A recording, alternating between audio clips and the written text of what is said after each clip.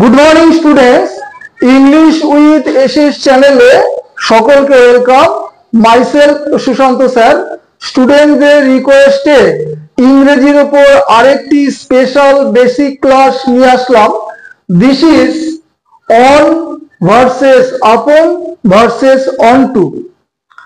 Upcoming এক্সামগুলোতে fill in the blanks এর উপর যে কোশ্চেন গুলো সেট হবে, ম্যাক্সিমাম স্টুডেন্ট গুলোই দেখবে ওই কোশ্চেন গুলো গেজিং করে চলে আসবে, অর্থাৎ অনুমান করে আনসার করে।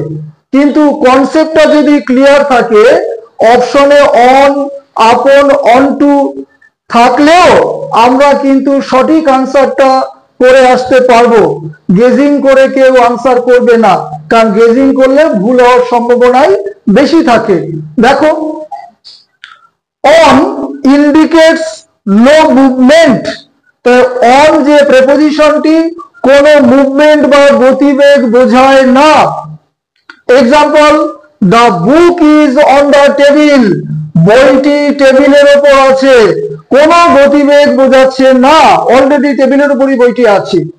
আপন ইন্ডিকেটস পজিশন, অবস্থান বোঝায়, কিন্তু কি বলেছে? এট আ হায়ার লেভেল, উঁচু কোনো জায়গায়। তো এটার এক্সাম্পলটা দেখো, শি ওয়াজ সিটেড আপন আ থ্রোন। তিনি একটা সিংহাসনে বসেছিলেন। সিংহাসনে তো সারা জীবন কেউ বসে থাকে না, তো সিংহাসনে গিয়ে বসলেন। তাহলে দেখো, এখানে কিন্তু পজিশন বোঝাচ্ছে, কিন্তু একটু উঁচুতে। তো এই জন্য এখানে আনসার হয়েছে আপন। শি ওয়াজ সিটেড আপন আ থ্রোন।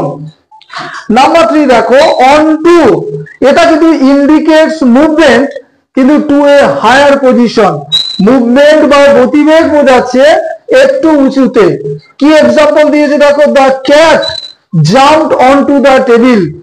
বিড়ালটি টেবিলের ওপর ঝাঁপ দিয়ে পড়লো, ঠিক আছে, বা ঝাঁপ দিল টেবিলের ওপর, অবশ্যই মুভমেন্ট বোঝাচ্ছে।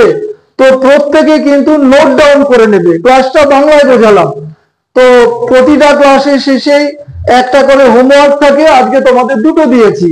প্রথমটা দেখো, সিনোনিমের উপর হোমওয়ার্ক। সেরিন মানে বলবো না। অপশন কাম, কেওটিক, অ্যাজিটেটেড, অ্যাংরি। সেকেন্ড হোমওয়ার্কটা দেখো, গিফট অফ দ্য গ্যাপ, একটা ইডিয়ম দিয়েছি তোমাদের জন্য।